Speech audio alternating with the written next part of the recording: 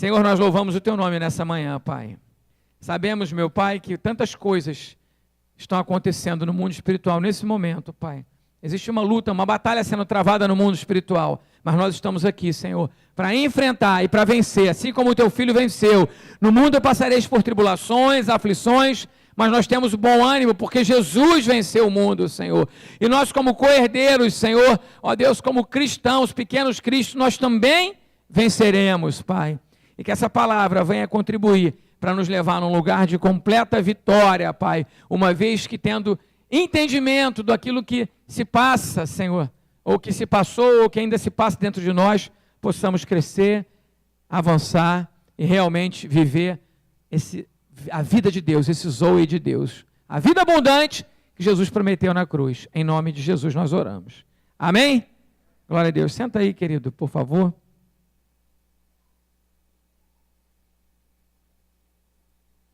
Hoje não vai ser uma mensagem normal. A gente vai ter pelo menos 1h e pouco de mensagem, 1h10. Então, fique bem ligado, bastante atenção. Irmãos, você vê a história de Israel.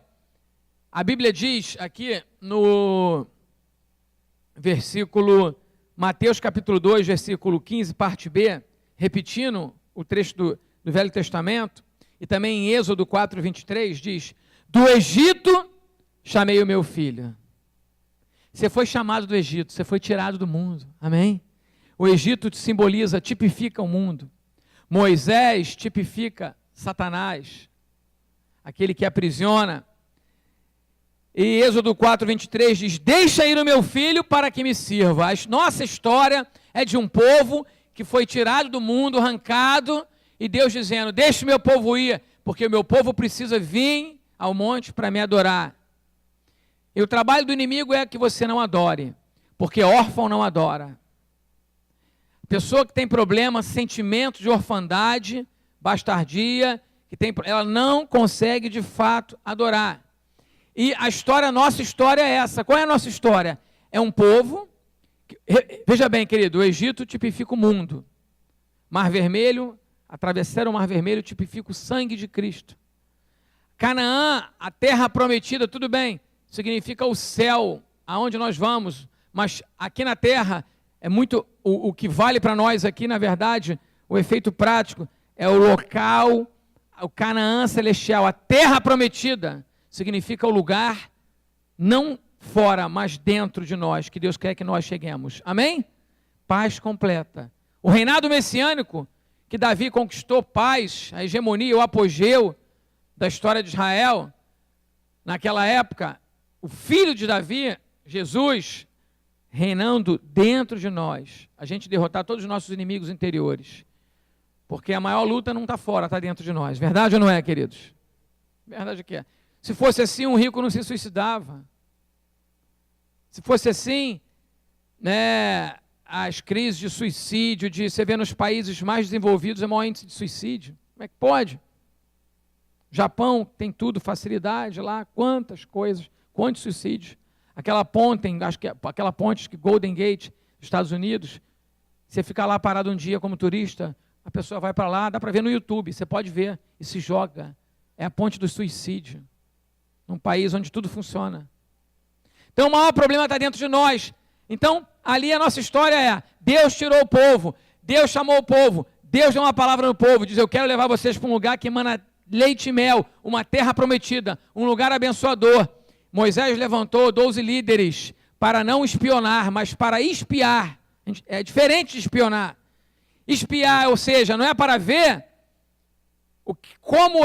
não é para ver se eu vou entrar na terra ou não. Quando Deus te tirou do mundo, Deus não te tirou do mundo do pecado, da idolatria, da macumbaria, da maldade, do roubo, da mentira, para você ser um candidato a entrar na terra prometida. Ele te tirou para você entrar, amém?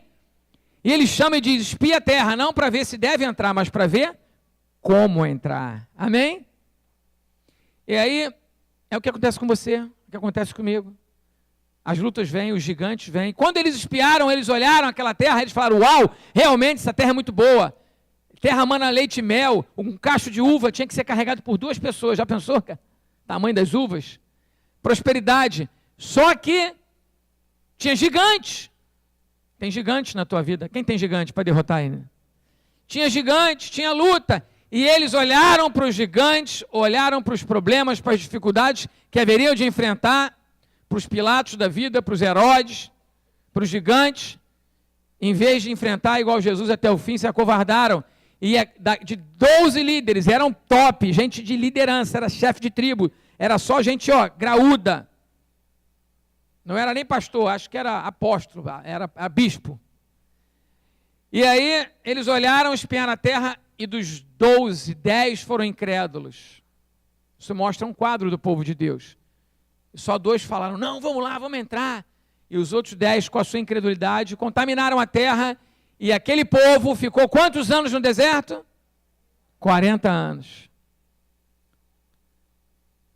40 anos. E 40 anos, irmãos, tem gente que fala que o deserto é uma bênção, o deserto é lugar de ensino, deserto é lugar de manancial, que Deus fala com a gente. Tudo bem, tudo isso é verdade, mas o deserto é o lugar onde você fica sem entrar na terra prometida. Deserto é o tempo esperado ali na terra prometida. E quem determina o tempo de deserto não é Deus, é você. E aquele povo, por causa da incredulidade, ficou no deserto. Ou seja, foram retirados do poder das trevas, foram tirados do Egito, chamados por Deus, tinham que adorar, e eu te pergunto, esses 40, de verdade, 40 não, esses milhões que morreram no deserto, a geração que morreu, não a que permaneceu, não os filhos, mas os pais que morreram, eles se tornaram o propósito de Deus de serem adoradores ou não? Os que morreram? Não. Por que não? Porque o Egito, eles saíram do Egito, mas o Egito não saiu de dentro deles. Entendeu, irmãos? E muitas pessoas estão na igreja, a gente atende, a gente vê irmãos, discípulos, 10 anos convertido e não se sente filho. Não consegue adorar. Gente que vai para o atendimento e fala, eu quero confessar uma coisa, eu não consigo sentir a presença de Deus. O que é isso, gente? Eu tenho dificuldade de sentir a presença de Deus, eu facilmente me desestabilizo. E o órfão, ele vive uma vida destabilizada por um coração de órfão, pela orfandade de pai, um coração quebrado, não quebrantado, e o órfão não consegue adorar. Hoje nós vemos, dentro da igreja, filhos desorientados, sem rumo, troca de rumo, sentem-se deslocados, inadequados, a vida é um labirinto, um beco sem saída. Deus é pai, isso gera um buraco. Pessoas que estão procurando alimentar sua alma no trabalho, se matando de trabalhar para ganhar dinheiro, para colocar uma escada no final da vida e falar, não era aqui que eu queria chegar, e agora? Agora eu já estou velho. Vou para a igreja ajudar no bem-vindo, sei lá. Desperdiçam o melhor da terra, o melhor tempo da sua vida, porque não tem uma identidade, nem um propósito, porque uma vez que você tem uma identidade de filho, você sabe para onde você vai. Quando o guarda para você na rua, ele pede o quê? Primeiro, a identidade. Depois ele faz uma perguntinha. O que ele faz? Está indo para onde? Quem não tem identidade não sabe para onde vai. E aqui, nós vemos o grande problema do órfão. Problema de identidade. A busca por um nome, aquele quadro que nós lemos ali, né, mostra bem. E tudo, gente, ouve o que eu vou falar aqui, ó. Tudo que está na Bíblia, todas as bênçãos, tudo que Deus faz, é somente para filhos. Todos quantos o receberam, deu-lhes o poder de serem feitos, é uma confecção, feitos, filho de Deus. Mas você não consegue receber Deus como pai, então você não consegue ser feito filho. Então você dá problema na igreja, você reclama, você julga, você critica, você procura um erro, você muda de célula, muda de igreja, volta para a igreja. Qual é o problema? Você já sabe. Porque não adianta também agora falar, tudo é paternidade, mas de fato é uma verdade. Porque não é que a paternidade é o problema é você, a verdade, a questão é a gente se colocar como filho. Abre Apocalipse capítulo 21, por favor. do início ao fim, de Gênesis a Apocalipse, olha o que diz Apocalipse capítulo 4, versículo 6. Isso é lindo, né? O final de tudo, gente, vai acabar. O título é o novo céu e a nova terra. A coisa está acabando. Deus fez Adão. Adão era quem, gente? Adão era filho de Deus. E aí, Apocalipse 21, capítulo 21, versículo 6 diz: disse-me ainda, tudo está feito. Eu sou o alfa e o ômega, o princípio e o fim. Eu, a quem tem sede, darei de graça, da fonte da água da vida. O vencedor herdará estas coisas. Eu lhe serei seu Deus e ele me será filho. Tudo que Deus faz é para filho. Então, um coração de órfão vai haver uma desestabilidade, porque vamos estar sem identidade, sem herança, sem tradição, sem irmãos. Vai haver uma carência do pai, alguém que nos lidere, alguém que nos proteja da ruína em que nos encontramos, do projeto falido da nossa vida muitas vezes, estamos procurando, né, alguém que nos lidere, como nós vimos aqui. E, gente, uma família, um pai, ele dá principalmente a tradição, que é de relacionamentos, mas ele dá a identidade e a herança. Você que está aqui hoje, você carrega o nome que seu pai te deu, dos seus pais te deram, sim ou não? A gente tem que trocar, tudo bem, mas carrega o nome, você carrega a cor da pele, você carrega os traços, você carrega a língua, você nasceu no país onde teus pais conceberam você. Você carrega uma herança biológica, mas também uma herança espiritual. Você carrega uma bagagem cultural. Você carrega, você vive isso. Essa é uma identidade. Agora, se houve uma falha nisso tudo, olha só, eu tenho um nome, quem eu sou, para onde eu vou. Então isso aí, na verdade, é um quadro de maldição bem estabelecido em Malaquias capítulo 4, versículos 5 e 6, quando Deus fala que vai ferir a terra com maldição. Quando houver uma desconexão geracional, quando o coração do pai não é convertido ao filho, do filho ao pai.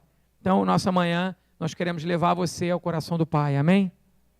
Levar você ao coração do pai. O povo no deserto ficou 40 anos, tem crente que está 40 anos na igreja, e está igual aquele povo. Tem gente que está morrendo no deserto. É uma perda de identidade, não consegue se alegrar, não consegue ser feliz, não consegue submeter a palavra diz isso e a pessoa acha aquilo. Está sempre ali combatendo. E, na verdade, a gente deve fazer o quê? Se converter ao coração do pai. Se seu pai está vivo, honre o teu pai, perdoa o teu pai, se converta ao coração do pai, porque mesmo que ele tenha falhado demais com você, na verdade, ele deu para você, foi aquilo que ele recebeu. Então, aqui a palavra misericórdia e compaixão é a chave para um romper de um novo tempo, amém? E vemos a importância da paternidade aqui nesse estudo. O órfão não adora por causa da insegurança, por causa da rejeição, e acaba tendo um relacionamento com Deus baseado em quê, gente? Na culpa. Ele acaba tendo um relacionamento com Deus baseado na justiça própria. Ele carrega uma balancinha ali, de justiça própria, conciliando as coisas, busca aceitação. E muitas vezes ele vai estudar, vai tentar ser o melhor e acaba trazendo uma sofisticação espiritual, como um sacrifício, um artifício de fuga dessa influência do espírito de orfandade, em vez de enfrentar. Não sei se você está entendendo o que eu estou falando. É uma sofisticação. Mas um adorador, gente, é a pessoa que tem a confiança de poder se entregar na mão do Pai, na palavra do Pai. Amém? Ele tem a confiança. Pula, meu filho, pula, ele pula. Você sabe como nós nos encontramos hoje? Olha, isso explica um pouquinho o brasileiro, gente. O pastor Cote fala sobre isso, as nossas raízes culturais. É uma coisa terrível quando a gente olha para isso. A gente vê mesmo que é o poder de Deus mesmo para mudar isso. Nós viemos de olha só, nós viemos de três principais raízes: uma herança indígena, de pagelança indígena, um cristianismo islamizado e a quimbanderia negra. Misericórdia. A herança, eu vou falar isso rapidamente, né? A herança dessa pagelança indígena, irmãos, a gente não tem noção do que aconteceu aqui, Rio, São Paulo, no nosso litoral. São tribos profundamente envolvidas com feitiçaria, imoralidade, culto aos mortos e canibalismos. Você sabe que eles faziam sacrifícios com banquetes. Esses banquetes, que é chamado aqui, é até difícil de falar, banquetes antropofágicos. Você sabe o que significa isso? Churrasquinho de gente. Imoralidade associada a... É igual como é que é hoje, né? Já viu? Quando está nas trevas a pessoa? Fazem um churrasco à noite, uma festa com churrasco, e depois vai todo mundo transar, vai todo mundo... Só que naquela época era pior, porque o churrasco era de gente. A imoralidade era associada à religião também, a culto a demônios, a entidades, que não é diferente de Baal, das entidades cultuais, onde até um dos símbolos eram estátuas com órgãos sexuais de fora. Os goitacazes, tem os estudos, tem os livros sobre isso, é porque agora aqui não convém falar, não dá tempo. Foi uma das mais agressivas espécies, tem até um time chamado goitacaz, não torça por esse time. O time da 5ª divisão, eu acho. A mais agressiva espécie de caçadores de tubarões e canibais, sacrifícios a espíritos com requintes de crueldade. Talvez você seja, é difícil falar isso, um tataraneto de um goitacás que fazia isso. Porque a nossa herança é essa. E Deus veio com juízo. Você sabe quando Deus veio com juízo e o povo ia entrar na terra prometida, sabe o que Deus falou para Josué e para Moisés? Falou assim: esse povo peca, esse povo faz sacrifício de gente, eu vou arrancar da terra os amoreus, os jebuseus, de tanta crueldade, de tanto pecado. Quando os portugueses vieram, gente, esses índios foram dizimados. Juízo de Deus, foram arrancados, milhares de índios mortos. E o que você acha que aconteceu? Os homens que eram os guerreiros foram mortos, as mulheres índias estrupadas, levadas para casa, milhares de filhos mestiços nascendo. E a grande parte deles abortados. Aborto, altar de Moloque, derramamento de sangue inocente.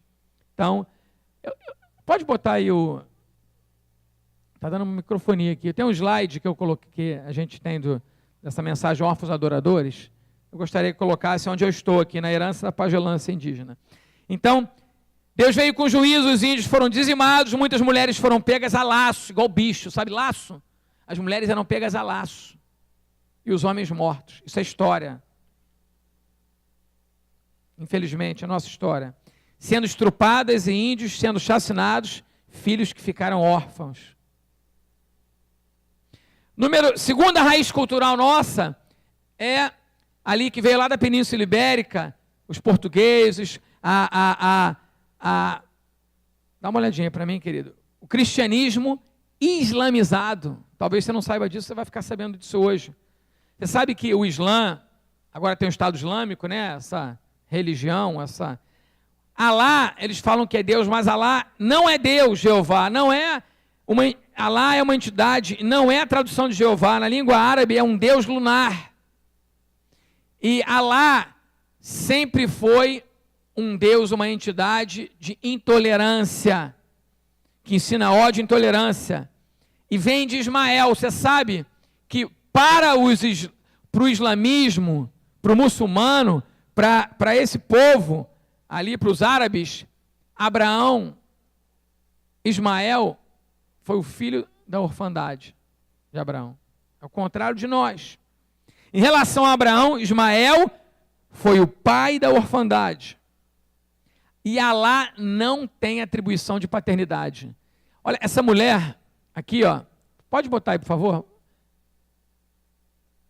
Bota aí próximo slide da mulher. Esse livro, essa mulher muçulmana, quando ela se converteu, ela escreveu um livro, Atrevi-me a chamar-lhe de pai, Bilqis Sheikh. Porque não existe no islamismo a atribuição de pai em Alá. Deus não é pai. Todo Islã é composto por órfãos, pessoas revoltadas. Por isso que está em voga agora, porque a falência da família, a morte das famílias, a destruição, o coração dos órfãos, para eles é muito fácil recrutar em qualquer sociedade, não pense que não é. A revolta, um coração órfão. Então, nós viemos dessa raiz. Por que disso, pastor? Porque do século VIII ao século XV, os mouros dominaram a Península Ibérica. Você imagina o Brasil ser dominado agora, o Estado Islâmico entra aqui, na Olimpíada, não vai acontecer não, viu gente? Agora na Olimpíada, com um povo enorme, tira o nosso governo, a nossa polícia e domina, e a gente fica 7 séculos. Imagina. 700 anos debaixo da religião islâmica. Você imagina a sua geração daqui a 700 anos, que tipo de evangélico ele vai ser, se ele continuar querendo ser. Então, a gente foi colonizado, gente, a gente foi influenciado, porque aqui foi anos ainda da influência da Europa aqui no nosso país. Do século VIII ao século XV, os mouros dominaram a Península Ibérica, e o cristianismo nessa região foi profundamente afetado. Essa herança que nós recebemos. Você sabe que os quadros, as imagens, as roupas dos santos católicos eram roupas do Islã? Eram roupas árabes. Você já viu? Eu fui no Egito. Você vai ver aquelas... Já viu aquelas roupas dos santos ali? Muito parecido. A gente entrou numa... Como é que é o nome daquilo? Deu um branco agora. Nem que eu nem lembro. Onde é que eles adoram, os muçulmanos? Mesquita, É porque mesquita, eu já fui em mesquita aqui várias vezes, e às vezes eu esqueço que... Entramos na mesquita, aí tivemos que botar a roupa verde, a mulher fica só com o olho de fora, fomos visitar. Aí botamos, aí muito engraçado, né? Tira o sapato, aí bota uma roupa verde, porque é de fora, aí você vê eles ajoelhados lá, uma mesquita enorme. A gente foi visitar. Eu tenho foto da Sandra só com o olhinho de fora, pastor Eibe, a pastora Andréia, os pastores, a gente disfarçado lá, orando, Senhor, em nome de Jesus, Senhor. Né? E a roupa deles, esse estilo de santos católicos vestirem, as imagens, é tudo influência árabe. Inclusive, muitas coisas que estão na língua árabe. O terço, isso é coisa do muçulmano, do Islã. Então, gente, o islamismo, na verdade, é uma religião órfã e carrega um legado muito forte de orfandade. Então, esse livro eu nunca li não, mas ele conta o testemunho dessa mulher muçulmana que só foi conhecer a paternidade de Deus quando se converteu a Jesus. Então, essas vestes sacerdotais, de onde veio a influência? Os santos com roupas do islamismo. E a Igreja Católica, naquela época, carregou todo o legado de quê? Intolerância. Foi ou não foi? Como é que é o Estado Islâmico? Se você não seguia eles, o que acontece? Nega Jesus, senão você morre. O que eles fizeram? Se você falar contra a igreja, você morre. Falaram que a terra era redonda, mataram. A pessoa não podia ter a Bíblia. Tudo que a igreja falava, eles tinham que obedecer e baixar a cabeça. Senão eles morriam. Então, a igreja foi impregnada esse catolicismo islamizado, da intolerância, morte a todos aqueles que se opunham ao que a igreja diz. O que é isso, gente? Isso é um Estado Islâmico travestido de catolicismo. As cruzadas católicas eram uma versão do jihad. Era uma versão do Estado Islâmico. Eles iam passando, matando todo mundo. E quem não fosse ao rio, o padre tocava a trombeta lá, e quem não se batizava, morria. Isso é história. O que é isso? É um Estado Islâmico. Então, ou seja, nós tivemos essa influência sobre nós. E eu te pergunto, gente, esse evangelho muçulmanizado, evangelho do medo, do castigo, daquele velho que vai te espancar se você pecar, se você errar. Fala a verdade. A gente, antes de se converter, não pensava que Deus era assim?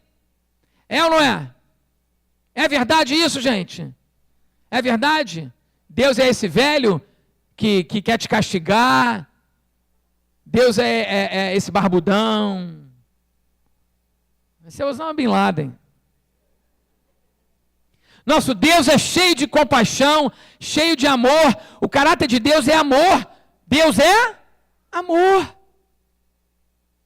Deus é o Deus da segunda face. Se você tomar uma face, dê outra. Deus é um Deus da segunda milha. Se te convidarem para andar uma milha, vai com ele? 2. E Deus é o Deus da segunda chance. Aleluia. Olha para o teu irmão e fala, tem a segunda chance para você hoje. Ô glória! Deus é um Deus de compaixão. Deus é um Deus do perdão. Deus é um Deus da reconciliação. Deus é um Deus da regeneração. Deus é um Deus da restauração. Deus é um Deus do Rê. Deus é um Deus da Renata também. Aleluia. Brincadeira, porque hoje eu vi uma palavra falando assim, que o Rê é tremendo, realmente. Reconsideração, reconciliação, você vai, né? Arrependimento também, arrependimento, aleluia. Em inglês é repent, então depende da língua, né? Entendeu? Aleluia. Mas quem somos nós? Pessoas que chegam aqui carentes por um pai. Nós somos CS, crente sanguessuga. Provérbios, capítulo 30, diz assim: a sanguessuga tem 2 filhas, a saber, dá.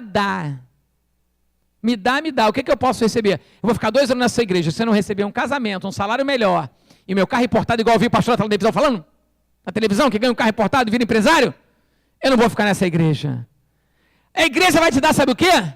Trabalho e sofrimento. Porque você vai sofrer pela vida do outro. Amém? Verdade ou não é? Quer ver? Olha só, abre lá, Provérbios, capítulo 30, rapidinho.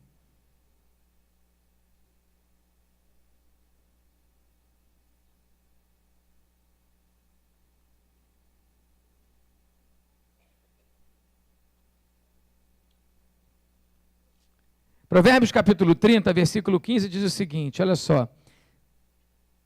A sanguessuga tem 2 filhas, a saber, dá. Há 3 coisas que nunca se fartam, sim, 4 que nunca dizem basta. Aí ele vai falar a sepultura, a madre estéril, a terra que não se farta de água e o fogo que nunca diz basta. Os olhos de quem zomba do pai ou de quem despreza a obediência da sua mãe, corvos no ribeiro arrancarão. A pessoa fica cega porque desonrou os pais. E pelos pintões da águia serão comidos. Pessoa que não obedece a liderança, não obedece o pai, pessoa fica cega, sem rumo. Já viu o cego? Ele faz assim, ó. Ele precisa de alguém para guiar. Ele não sabe para onde está indo. Ele não tem visão própria. As pessoas estão perdidas. Você sabe, gente, no Brasil, a gente tem pouca adoração. Eu comecei falando que Deus quer tirar você de órfão, tira o meu filho do Egito e leva para onde? Para o monte para me adorar. De órfãos a adoradores. Adora o Senhor. Não, o órfão não adora. Porque a órfão adorar é entrega, é se dar. Eu te amo, Senhor, eu te adoro. Eu sou grato a Ti por tudo que você fez. O órfão fala, me dá, Deus. Você está me devendo, Pai. Você foi muito errado comigo, Pai. Oferta, eu não vou dar coisa nenhuma nessa igreja. O órfão, ele é uma sanguessuga. Gente, você sabe o que é um culto? O que é um culto, gente? O que é um culto? O culto é um lugar onde tem um altar, não é? É verdade? Aqui a gente não chama de altar. Vocês estão virados para o altar, mas na verdade o altar é o seu coração, porque a casa de Deus agora é você. Amém? Como é que está esse altar aí dentro? Tem que ser restaurado. Porque culto você vem, sai da sua casa, via de regra, vamos supor igual ao Velho Testamento, você traz a sua melhor oferta e traz ao altar. E é uma oferta pelos seus pecados, pela sua vida. É interessante que naquela época, eu já vou falar sobre isso, no átrio, que era a primeira parte do tabernáculo, eles traziam oferta, e o tamanho do animalzinho dizia o tamanho do seu pecado. Tinha que ser muita humilhação, irmão. O cara que trazia uma rolinha, pecadinho. Agora o que trazia um boi, imagina só o pecado dele.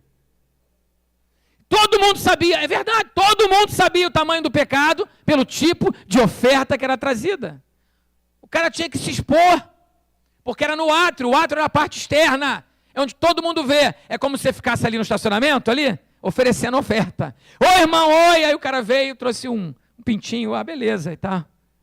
Aí veio o irmão com boi. Meu Deus, o que aconteceu com esse irmão?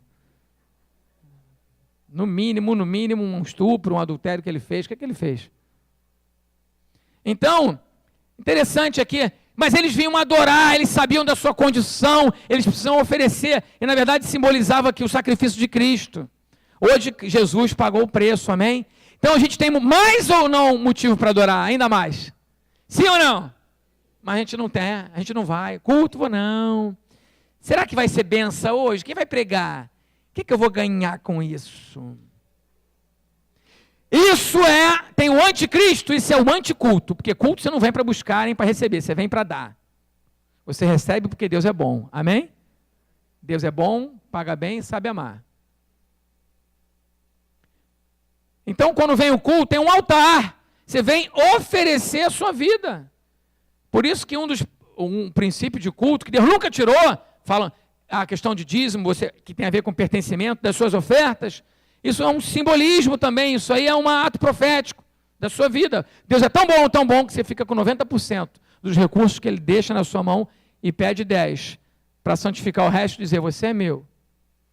E fala, oferta meu filho, oferta a sua vida, oferta o seu tempo. Não, eu só tenho tempo domingo de manhã para Deus, que o culto acabe rápido, porque o meu sistema é outro. O que é isso, gente? Mentalidade de um coração de sanguessuga, dá, quero receber, carência, mentalidade de receber e não de dar algo, eu não venho para receber. E o terceiro ponto é quimbanderia negra. Quantos africanos vieram para o Brasil? Quantos de nós são... Olha só, na minha família, eu estava conversando com a minha sogra, tem gente da Itália, tem gente de Portugal, na minha parte dos meus pais, todo mundo aqui tem, eu acho, Portugal, espanhol, africano e índio, todos nós. Sim ou não? Sim. Essa misturinha acabou chegando você pareceu disso aí. Um cabelo de índio, nariz de espanhol, o queixo de português, às vezes o cabelo africano, e aí apareceu você, de repente, por meio de nada, eu aqui. As maiores perdas, gente, pessoas tratadas como mercadoria, escravidão, estupro de escravas,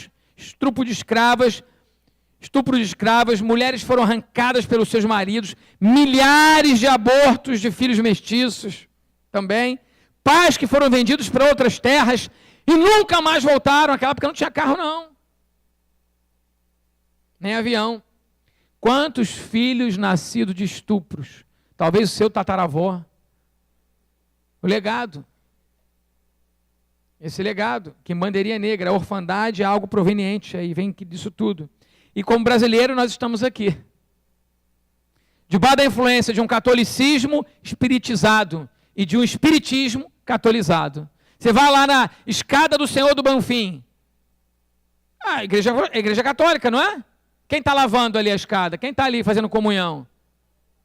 A macumba, o candomblé. Isso está até hoje. E a gente, olhando isso, fazendo um panorama, a gente tem uma noção da herança que chegou até nós. E por que agora começa a explicar para você, por que muitos de nós não conseguem adorar a Deus, não conseguem se entregar, não conseguem se lançar. Você está fazendo, parece que você está preso. Não consegue, né?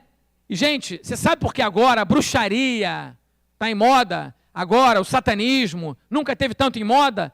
Porque isso aí, na verdade, é o subproduto da morte da família. Filhos da imoralidade, filhos da rejeição. Você sabe qual é o eixo do ateísmo e do satanismo? Orfandade.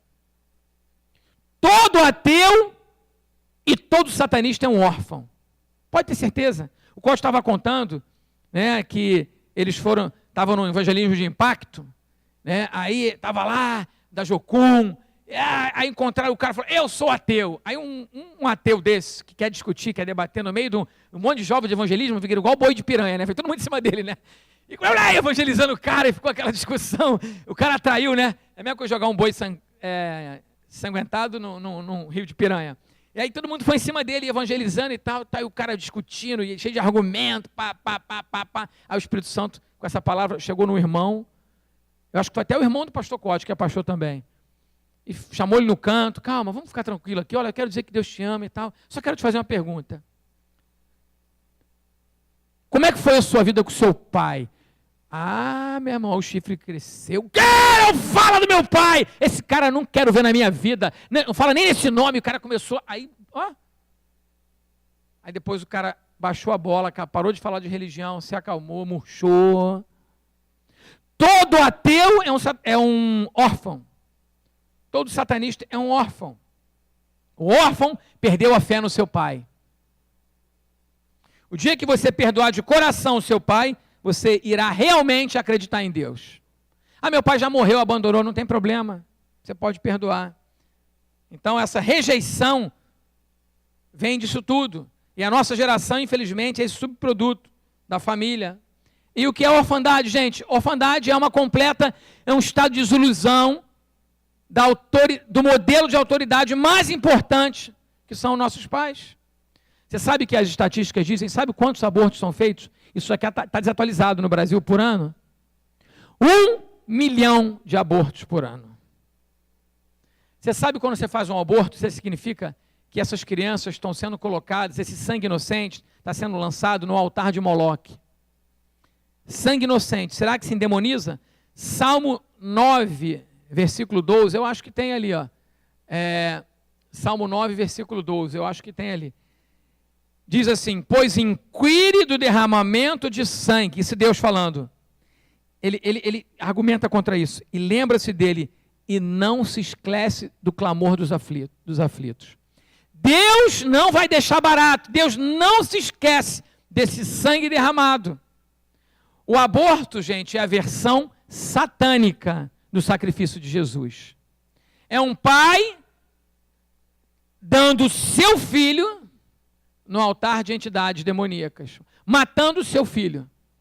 Muitas vezes seu primeiro filho, muitas vezes seu único filho. O aborto é a versão mais satânica do sacrifício de Jesus.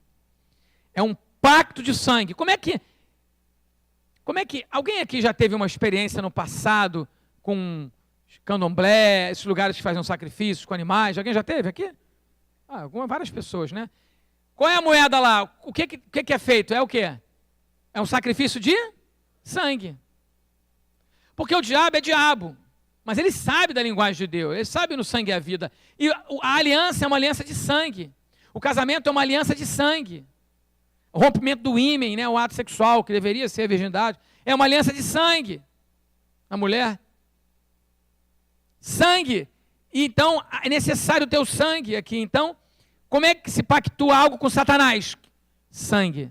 E a pessoa fica presa muitos anos, muitas vezes, pelo sangue. E o aborto é o sacrifício humano do próprio filho. Deuteronômio 18, anota aí, talvez você não vai ter tempo para você abrir. Deuteronômio 18, versículo 10. Aí, pode ir acompanhando ali, né, se der para... Aí, ó. Em ti não achará quem faça passar pelo fogo o seu filho ou a sua filha, a Moloque, porque tal coisa é abominável a mim, diz o Senhor. Abominável. Você sabe como era feito isso, gente? Por que eu estou falando isso, gente? Porque, olha só, isso aqui é o eixo, porque é a perpetuação das maldições, o aborto. As crianças eram lançadas vivas no ventre em chamas de uma estátua enorme, que ficava com fogo, elas lançadas vivas no ventre aqui, né, perto do local do órgão sexual, em troca de fertilidade. Chegou um ponto, com a mistura com Baal, que o próprio povo de Deus fazia isso. E esse vale, aqui, ó, olha que interessante aqui, ó, eu acho que isso está em, deixa eu ver aqui, onde é que fala do Vale de Inom? Posso para o próximo, por favor? Aqui, ó. Jeremias 7,31. Edificaram os altos de Tofete, que está no vale do filho de Inom, para queimarem os seus filhos e as suas filhas O que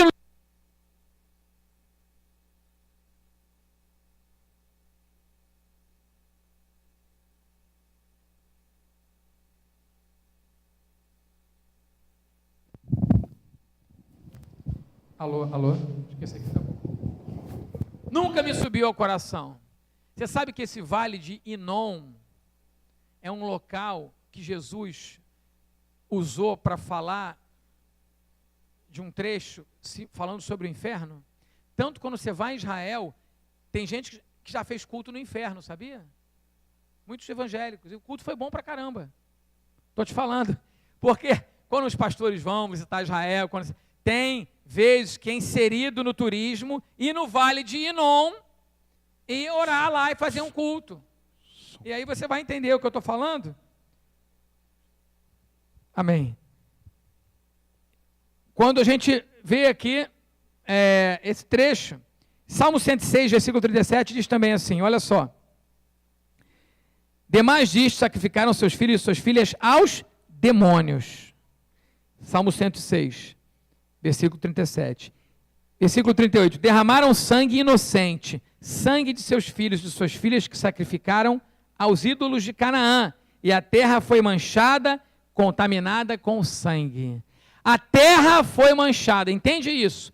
Eu quero contextualizar. Paulo disse que Deus não habita mais em templos feitos por mãos humanas, mas quem é o templo de Deus agora, gente?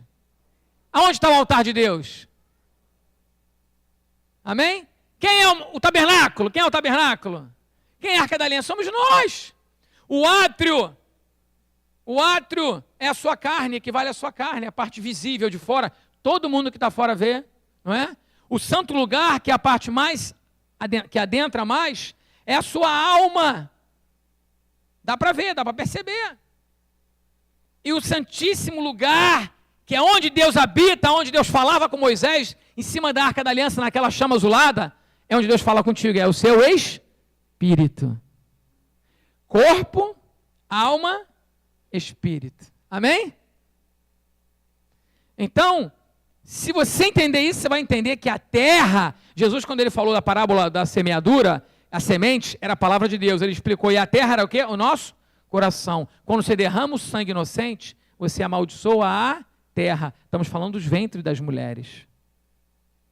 Estamos falando do seu corpo. Estamos falando do ventre. Derramaram sangue inocente, sangue de seus filhos, suas filhas que sacrificaram a ídolos de Canaã, e a terra foi manchada, contaminada pelo sangue. Gente, aqui não fica difícil. Quem já viu aqueles programas no Discovery Channel, assim, que o sofá voa, que a casa é mal assombrada, já viram? Isso existe. Lugares onde foi oferecida vidas ali, o local ficou endemoniado, endemonizado, ou precisou redimir aquele local. Você vai em certas comunidades, troca o governo, pode botar o PP, mas é tanto sangue derramado, quantos ossos, talvez aqui a Tuiuti é mais ameno, quantos ossos de sacrifício, de morte, estão nas nossas comunidades aqui. A polícia às vezes descobre, já viu na televisão?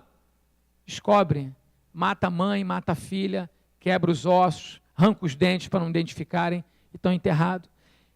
Por isso que o Brasil está vítima desse espírito de violência, por isso você vai ali renovando a aliança com Satanás. Eu falei que o assunto era um pouquinho forte, um pouco pesado, mas a gente não pode fugir dele. Então, é interessante quando a gente ouve a história de Caim aqui, o Cote faz uma associação que eu acho muito legal, porque quando a gente fala de amaldiçoar a terra, até hoje você pode entender numa casa, espíritos territoriais. Agora, cuidado com esse negócio rapidinho, de todo lugar que você compra, e alguém chegar para você, irmão, comprou um apartamento novo? Poxa, bênção, está morando lá 3 meses, já ungiu tudo os portais? Não. A Bíblia dá respaldo, tem respaldo bíblico para toda casa que a gente comprar, a gente ungir com óleo? É bíblico isso? Sim ou não? Mas teve algum lugar que ungiram os portais na Bíblia? Teve ou não teve? Foi ungido com o quê? Por quê? Porque vinha o anjo da morte, algo específico. Agora, você fazer daquele ato ali profético, que ia preservar de um espírito de morte, que vinha matar os filhos, você fazer disso uma doutrina na igreja.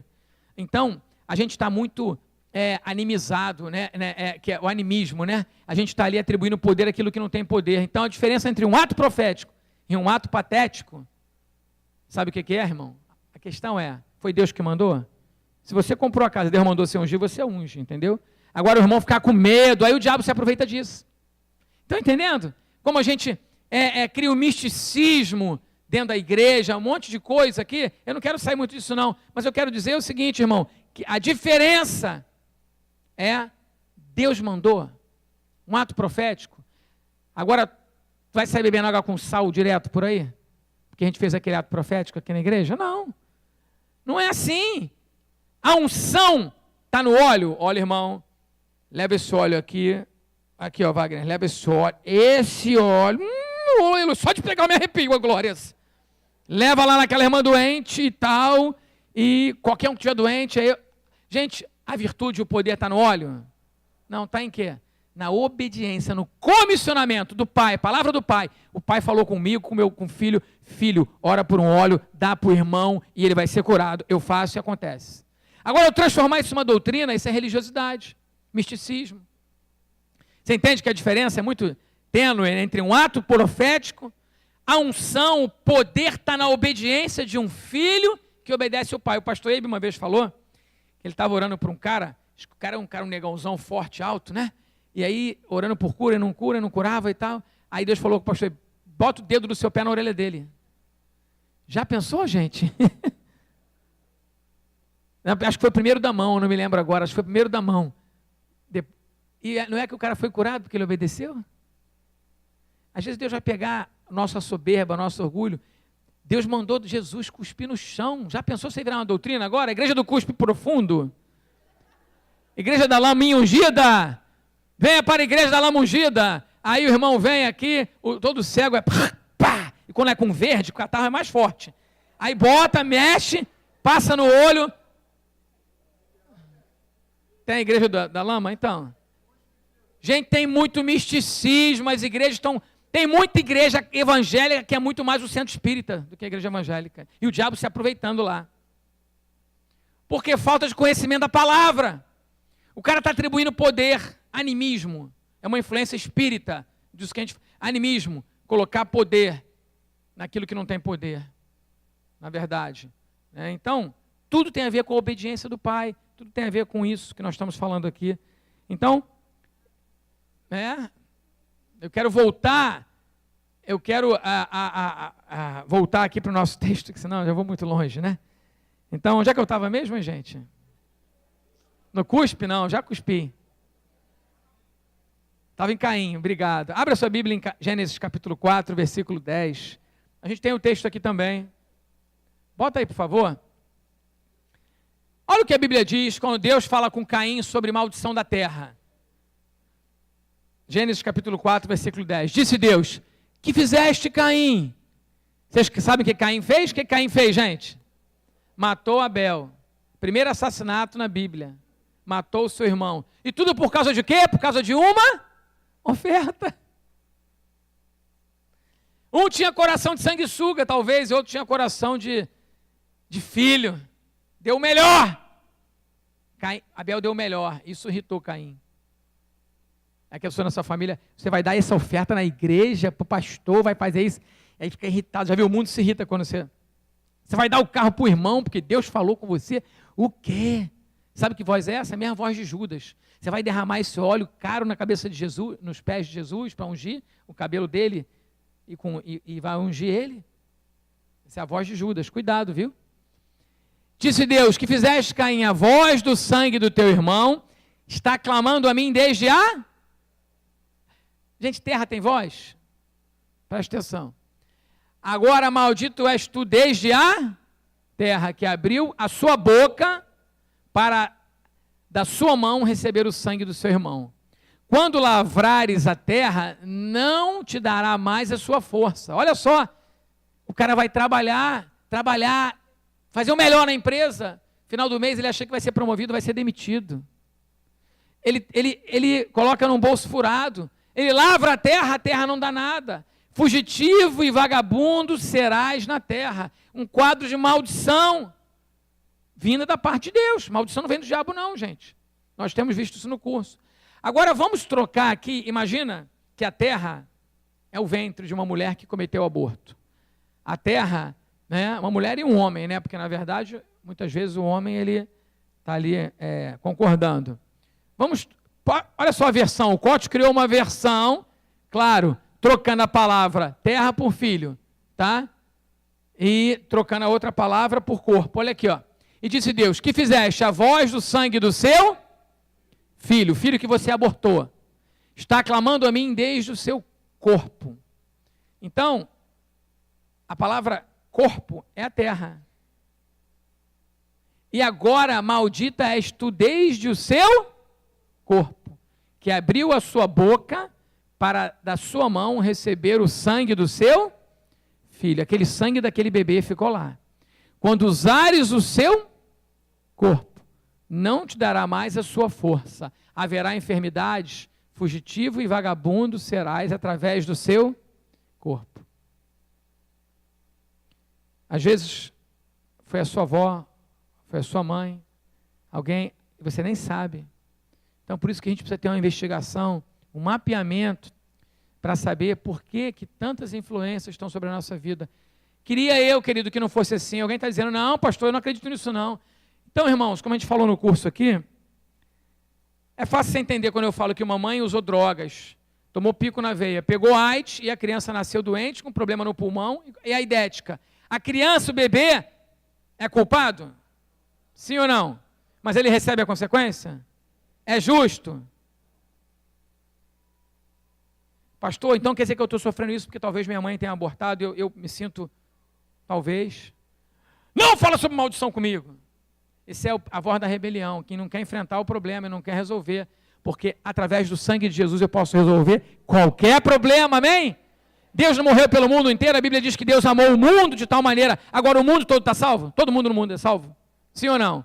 É só quem dá a resposta certa para a cruz. Se você como cristão der a resposta certa para a cruz, Deus vai resolver os seus problemas, amém? Então, aqui você vê que a mulher carrega isso. É justo? Não. Agora vamos supor que o Carlos recebeu uma carta lá da Ucrânia, do antepassado dele, que não tinha mais família. E o consulado da Ucrânia disse, tem 8 milhões de dólares aqui para o senhor descendente de um tataravô. Aí ele vai falar o quê? Não quero pegar não, que não é justo. Eu pergunto, ele trabalhou por esse dinheiro? Mas agora é justo? Agora é justo, né? Agora é justo. Você entende que os médicos entendem melhor a lei da herança do que os pastores? Tem pastor que não fala comigo de maldição. Não, eu só quero a bênção. Aí, de repente, esse mesmo pastor, o pai dele morreu porque se suicidou. De repente, esse pastor perdeu o primeiro filho. E ele está lá, no preço da ignorância.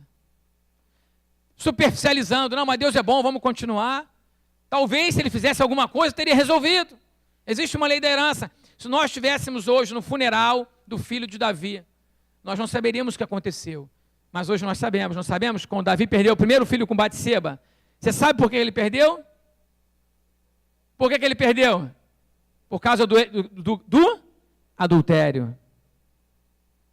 E do assassinato de Urias. Davi pescou. Ele sabia, ele fez o que ele podia. Se quebrantou, milhão de vezes. Dessa tu não vai se safar não, cara. Essa consequência você vai receber. E Davi recebeu a consequência. Tanto Davi sabia que quando o filho morreu, Davi levantou a roupa, botou...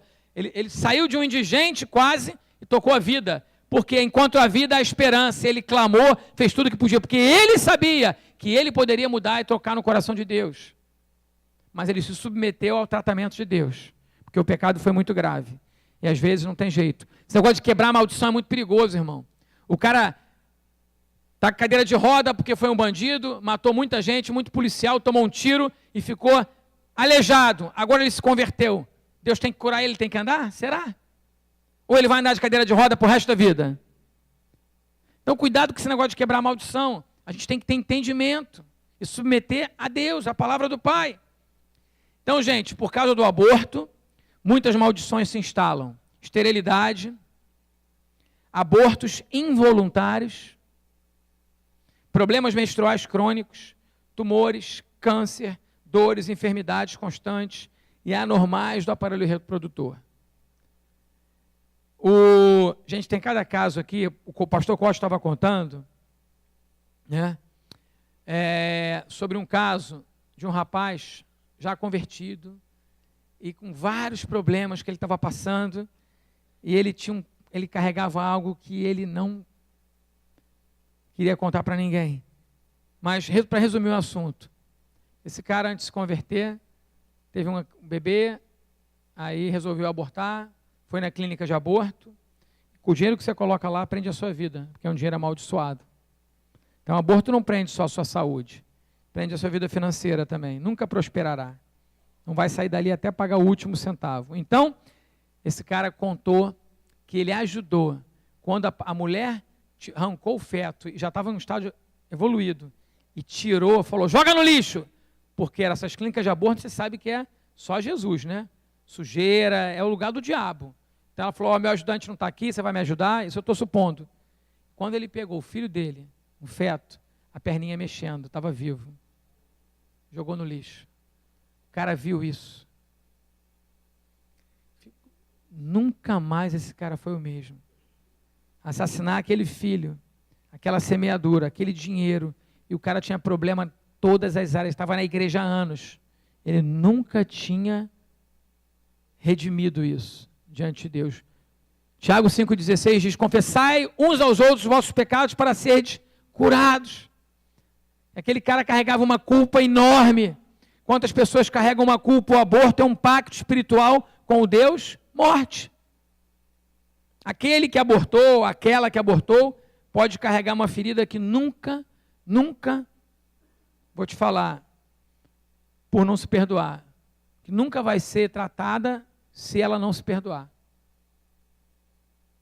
Não colocar, o que eu estou te falando, irmão, a cruz de Cristo, o preço foi pago, não sobrou nada para você, é suficiente para resolver qualquer problema, mas isso depende da resposta que você dá à cruz de Cristo. Colocar dinheiro lá envolve também vida financeira, casos de bancarrota, pessoas que tinham tudo foram à falência, de repente, dinheiro colocado para assassinar aquele filho do aborto, aquele dinheiro semeado, deu ilegalidade. O diabo guarda aquilo. No dia que o cara sobe, ele vai lá e... Porque aquela porta está aberta para Satanás. O dinheiro que foi colocado.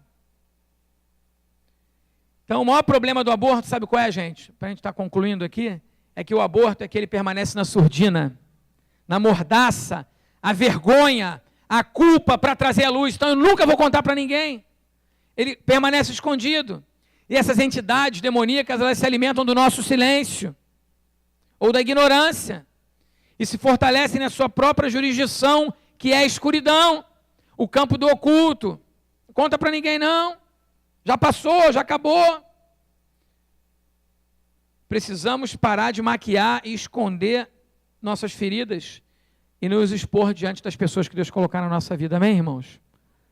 Dependendo do sacrifício no altar, como eu falei, todos sabiam o tipo de pecado.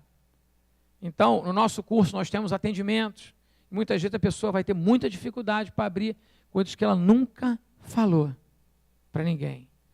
Agora, qual é a saída, pastor? Eu quero agora, para a gente estar encerrando, qual é a saída? Jesus disse o seguinte, há um caminho para você, amém? Diga para o teu irmão, há um caminho e uma esperança. Ele veio na plenitude dos tempos, Jesus veio, irmão, Jesus veio, e a Bíblia diz que, na verdade, Jesus não é a terceira opção. Deus tentou com Adão, não deu certo, com Abraão veio a gente, não deu certo, aí veio com Jesus. Jesus foi o plano C de Deus. Jesus não é o plano C não, a Bíblia diz que Jesus foi morto antes da fundação do mundo. Estava tudo preparado, e ele veio na plenitude dos tempos, no ano aceitável do Senhor, para resgatar nossa condição, amém? De príncipes e princesas do Senhor, nação santa, sacerdócio real, povo de propriedade exclusiva de Deus. Mas não se esqueça, você foi retirado do Egito, do mundo, do lugar onde o chapéu tem uma serpente na mente. de órfãos a adoradores. Deixe o meu povo ir me adorar. Que essa igreja, que você que está aqui me ouvindo, seja um adorador tão fervoroso, que você contagie todos ao seu redor. Amém?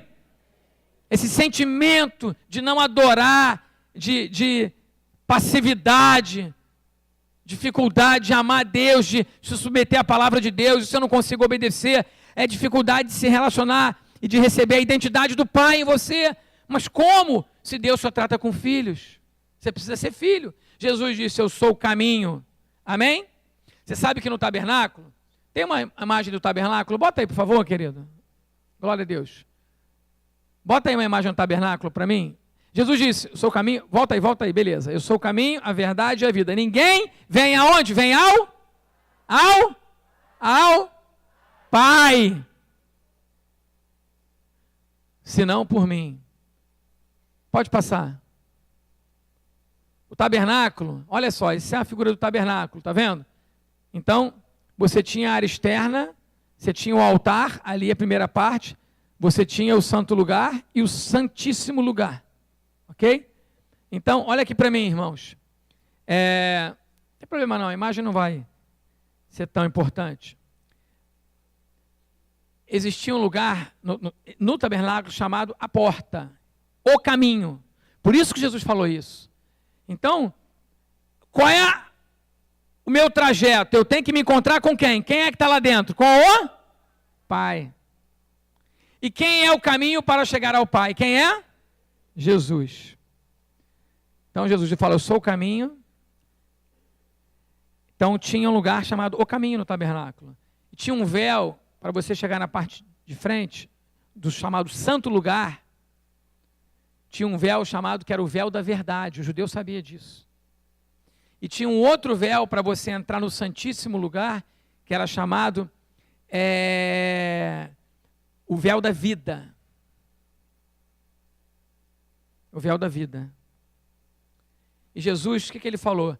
Vinde a mim, todos que estáis cansados, sobrecarregados, e eu vos aliviarei. Jesus também disse, eu vim, olha o propósito dele, eu vim, ele é a ponte para o Pai, para que tenhais vida e vida em, essa palavra vida é o Zoe, é a vida, é o rio de Deus que flui dentro de você, amém? Alegria eterna coroará a vossa cabeça, aleluia, a vida de Deus. Então eu sou o caminho, passo pelo caminho, eu deixo a minha carnalidade, o átrio, a minha carne, não vivo mais na carne, passo pelo caminho. O que é o véu da verdade? A sua vida ser checada com a verdade. Que verdade? A verdade daquilo que aconteceu na sua vida e dos seus antepassados. Deus é um Deus de gerações. Deus é um Deus de legado. O Cote estava falando, a Jocum hoje está em praticamente todos os países do mundo. São mais de, acho que, 30 mil missionários. É um dos maiores, se não é o maior, um dos maiores ministérios do mundo de missões com jovens. Eu pretendo mandar minha filha ficar 6 meses em umas bases fora do país. Se você pretende um dia mandar o seu filho, mande, porque lá ele vai trabalhar, e você vai pagar a passagem, ele vai sustentar e vai ser servo lá. É um ministério tremendo. Agora, Laurie Cunningham, o nome dele, ele já é 3ª, 4ª geração de filhos de pastores em obra, missionários em tempo integral. A Ana Paula Valadão, que tem um ministério expressivo, ela é filha de um pai que era um pastor, pastor Márcio Valadão, que a gente conhece, que ele e a pastora Ângela são filhos de pastores, que são filhos de pastores, tem um legado, gente, não é qualquer um, a gente tem que investir, o que você fizer hoje vai impactar gerações, amém? Porque Deus abençoa até 1000 gerações daqueles que lhe obedecem. Então, o caminho e a verdade, um curso como esse, o SIL, o que vai acontecer na vida das pessoas, tem a ver com 1000 gerações, amém? Não tem preço que pague, 1000 gerações, você vai passar pela verdade. Não, para de fugir da verdade, enfrenta a verdade, passa pelo véu da verdade. O véu já foi rasgado. Então, a verdade, eu sou o caminho e a verdade vai transformar a sua alma. Quantas crianças de 2 a 5 anos, você talvez nem lembra o que aconteceu na sua infância. Os psicólogos chamam isso memória enterrada, um surto da memória. Na verdade, foi uma época que você sofreu tanto que você quer se esquecer. Então, nunca foi colocado na luz, está na jurisdição do oculto, ninguém sabe, Você desconfia, mas você não quer nem investigar, porque só você em pensar, em lembrar, em tentar lembrar, já traz uma dor profunda. Mas isso não vai apagar a verdade. Então, o santo lugar, onde se ultrapassa o véu da verdade, é a sua alma. Amém? Conhecereis a verdade e a verdade... Aleluia! Quando eu vi uma entrevista num vídeo com o missionário, o irmão André, do Portas Abertas, o contrabandista de Deus, ele falou, eu já comentei aqui, ele falou o seguinte, qual o legado que você gostaria de dizer, o que você aprendeu na sua vida? Ele falou o seguinte, eu só quero ser uma pessoa que viva de verdade e que eu seja pessoa de verdade. Amém? Parecido com Jesus. Então, eu sou o caminho, a verdade, eu passo pelo véu da verdade, confronto a minha vida, a palavra enfrentar é trazer para frente, não adianta fugir do que aconteceu, gente. Esses créditos de iniquidade, latentes, quando a gente peca, sempre 3 pessoas sabem, por mais que você tente esconder. E quando você tenta esconder, a gente tenta esconder, você mantém isso na jurisdição do diabo. Satanás sabe, Deus sabe e você sabe. Então já não está escondido. Entrega logo, amém? Entrega logo. Então, eu estou a caminho aqui, ó. Eu estou a caminho, eu sou o caminho, a verdade e a vida. E a vida é o santo lugar. Passa, por favor, aqui. Olha só. O santíssimo lugar, perdão. O santo dos santos. É lindo cantar, né? Quem já pisou, né? Mas será que já pisou? Será que já pisou? Ou não consegue adorar? Vamos, irmão, adora, irmão. Tudo forçado. Chega atrasado no culto, é mais um movimento religioso, mas não consegue adorar, não consegue fechar os seus olhos, não consegue dizer obrigado Jesus, obrigado Pai, pelo que o Senhor fez comigo naquela cruz, eu te amo tanto Pai, obrigado Pai, oh Deus, obrigado, morrer para mim já é lucro, se eu morresse agora, mas o viver é Cristo. Amém? Pode passar o próximo, por favor. Passa o próximo. Olha aí, ó. Aqui é o santíssimo lugar. E aí você passa pelo véu da vida. A vida abundante, o zoe de Deus. Aquela pessoa que transforma os outros aonde bota o pé, aonde chega. E lá no átrio, você tinha o altar das ofertas pelos pecados. No santo lugar, você tem ali o incensário, que é o meio aqui onde nós estamos, antes de entrar no Santíssimo. E os pães da proposição. Você sabe que esses pães da proposição, eles ficavam à luz do candelabro. Esses pães, o que são esses pães, gente? É o que você come todo dia. É a Bíblia. Jesus falou, eu sou o pão da vida. Amém? Esses pães, olha os pãezinhos ali, tá vendo? Eles ficavam debaixo da luz do candelabro, que é a revelação do Espírito Santo. Amém? E ali, por isso que não tem como você ser um cristão sem ler a Bíblia. Não tem como você ter uma vida próspera, sem meditar na palavra, sem se debulhar na palavra. Jesus, ele está aqui, ó, é o verbo, João disse, ele é o verbo vivo.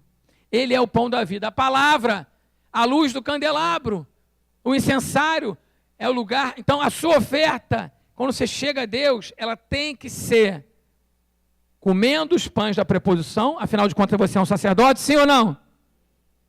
A luz do candelabro. Aleluia.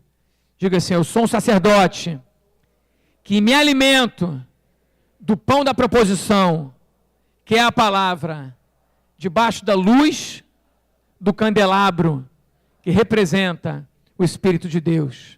7 tochas de fogo do Espírito Santo. Aleluia. Então, irmãos, a gente precisa prosseguir.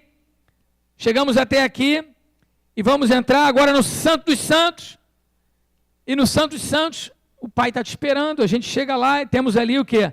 A Arca da Aliança. Oh, aleluia, aqui, gente, tem a Arca da Aliança. O que significa a Arca da Aliança? É você. Você e o Pai são um. Quem vê o Pai, vê a mim. Quem vê a mim, vê o Pai. Amém? É o momento onde você tem tanta identidade do Pai que as pessoas olham para você e ficam em dúvida se você é você mesmo ou se você é Jesus. Amém? Eu quero chegar lá. Diga, eu quero chegar lá. Aqui é o lugar da reconciliação. Dentro da arca também tinha o maná escondido. Sabe o que é o maná escondido? É aqui que Deus abre o céu da revelação. Aqui você tem a palavra rema. Aqui uma palavra muda a sua vida. Ali tem um maná escondido. O céu da revelação. É o tempo, é ali que você recebe. Ali também nós temos a tábua da lei que se quebrou, que significa que agora você entende e é feliz na graça de Deus, está debaixo da lei e da autoridade de Deus. E ali dentro também tinha da arca a vara de Arão que floresceu. Significa que aqui, agora, tudo que você fizer, o seu ministério vai florescer. Amém? Diga, eu preciso chegar no santíssimo lugar. Diga, eu preciso ser um adorador. Aqui, irmão, você e o Pai são um. Aqui eu falo, papai. Aqui você deita no colo do Pai. Aqui você é filho. Aqui você adora. Aqui você é apaixonado por Ele. Mas existe um caminho. Existe um caminho.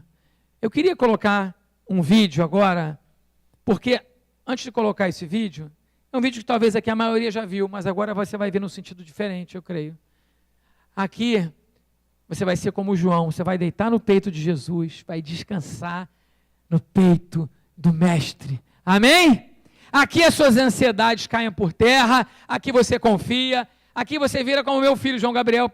Acho que ele já até pergunta para ele se ele está preocupado com as contas que tem que pagar no final do mês. Com 3 anos e meio de idade. Quando eu chego em casa, ele, pai, você chegou? Mamãe, Carol, papai chegou. Ele veio correndo me abraçar. Amém? Olha para o teu irmão e fala o nome dele, se você soubesse. Não, fala, irmão, papai chegou. Está na hora de você ir correndo abraçar ele. Alegria! Mas como é que fica o camarada, o menino de 4 anos, quando ele chegava em casa, estava estudando, e o pai chegava bêbado, espancando a esposa? Como é que fica, papai chegou agora? Vocês estão entendendo que a gente foi transportado do império das trevas para o reino do Filho do seu amor, que você precisa fazer esse caminho, essa transição, que você precisa perdoar os seus pais, que você precisa reconciliar com seus pais, lá, para poder chegar aqui. Por pior que eles tenham sido, eles também foram vítimas. Que Deus te ama tanto que Ele escolheu você para redimir a sua família, a sua descendência. Aqui, olha os fogos aí, glórias a Deus, aleluia. Isso é que você chegou lá e Deus já está comemorando, os anjos estão aqui em cima soltando fogos. Já pega a bênção, né? Amém. Aqui, irmão, no Santíssimo Lugar, olha só, aqui, diga assim, é aqui que a minha vara floresce, que meu cajado floresce, que o meu ministério acontece, que a minha célula multiplica. Tudo onde você colocar a mão será bem sucedido. Aleluia! Amém?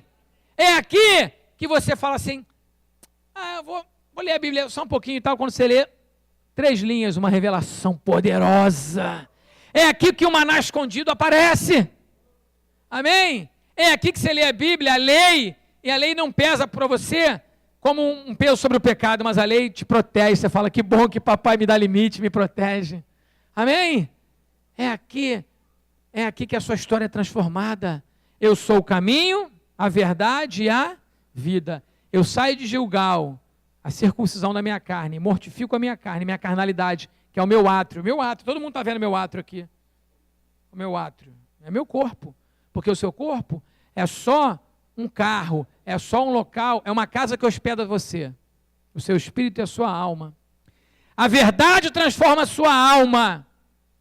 E no Santo dos Santos, o Espírito te identifica com Deus, o Espírito de Deus dentro de você. Amém? Ficou entendido isso, queridos? Que o Pai te ama muito? Então eu queria que você pudesse agora refletir sobre o amor do teu verdadeiro Pai. Porque é aqui que as ansiedades desaparecem. É aqui que você descansa em Deus. É aqui que você fala, né, meu Deus, meu Rei, meu bom pastor é aquele que me leva a pastos verdejantes, a águas tranquilas de descanso. Amém? Aqui que o medo vai embora, a preocupação desaparece, o maná escondido revela o propósito e a vontade e o caminho de Deus para a sua vida. Aqui você encontra um real sentido para a sua vida. Não vai ser só fazendo curso de vocacional, curso vocacional. Então, Papai te ama muito. Amém? Aleluia. Vamos ver esse vídeo?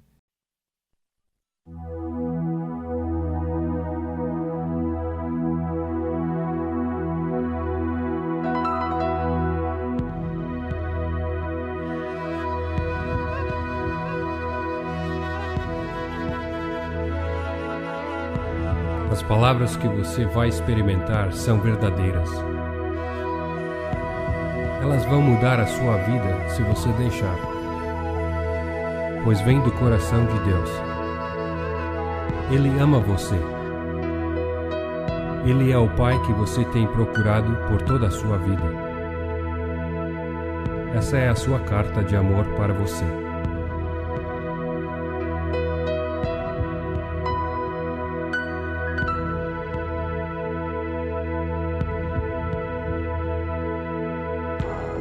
Meu filho, você pode não me conhecer, mas eu sei tudo sobre você.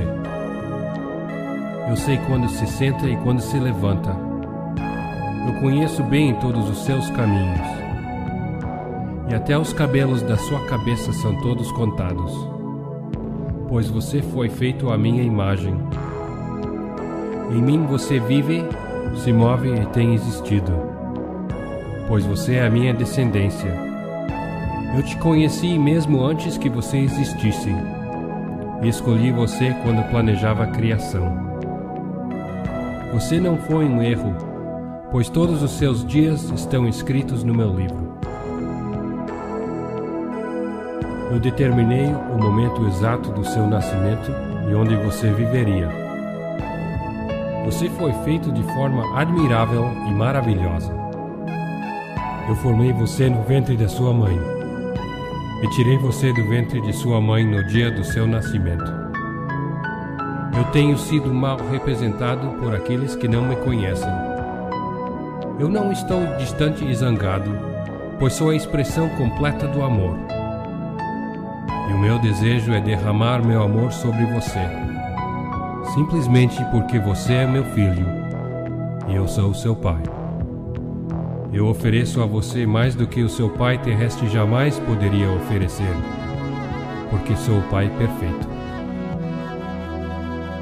Cada bom presente que você recebe vem da minha mão, pois eu sou o seu provedor e supro todas as suas necessidades. Meu plano para o seu futuro tem sido sempre cheio de esperança, porque eu te amo com um amor eterno. Meus pensamentos sobre você são incontáveis, como areia na praia. E eu me regozijo sobre você com cânticos. Eu nunca vou parar de fazer o bem para você, porque você é o meu tesouro mais precioso. Eu desejo te estabelecer com todo o meu coração e toda a minha alma, e quero te mostrar coisas grandes e maravilhosas. Se você me buscar de todo o coração, você me encontrará. Se deleite em mim, e eu darei a você os desejos do seu coração, pois fui eu quem colocou esses desejos em você. Eu sou capaz de fazer mais por você do que podes imaginar, pois eu sou o seu maior encorajador. Eu sou também o Pai que conforta você em todas as suas dificuldades. Quando seu coração está quebrantado, eu estou perto de você. Como um pastor carrega um cordeiro, eu carrego você perto do meu coração. Um dia eu enxugarei todas as lágrimas dos seus olhos e afastarei de você toda a dor que tenha sofrido nesta terra. Eu sou o seu Pai e eu amo você assim como amo meu filho Jesus, pois em Jesus meu amor por você é revelado. Ele é a representação exata do que sou. Ele veio para demonstrar que eu estou contigo e não contra ti. E também para dizer a você que eu não estou contando os seus pecados. Jesus morreu para que você e eu pudéssemos ser reconciliados. Sua morte foi a expressão suprema de meu amor por você. Eu desisti de tudo que amava para que pudesse ganhar o seu amor. Se você receber o presente do meu Filho Jesus, você recebe a mim, e nada poderá separar você do meu amor outra vez. Venha para casa e eu vou fazer a maior festa que o céu já viu. Eu sempre fui um pai, e sempre serei pai. A minha pergunta é: você quer ser meu filho? Eu estou esperando por você. Com amor, seu Pai, Deus Todo-Poderoso.